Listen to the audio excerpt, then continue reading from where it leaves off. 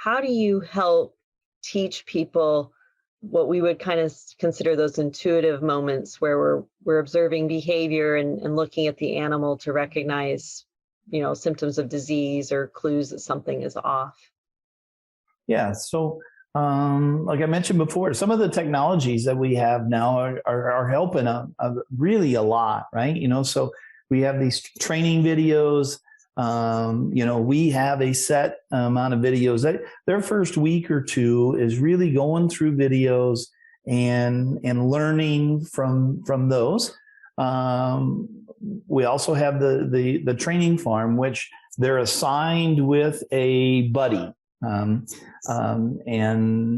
so we work on helping them understand how some of those things are working.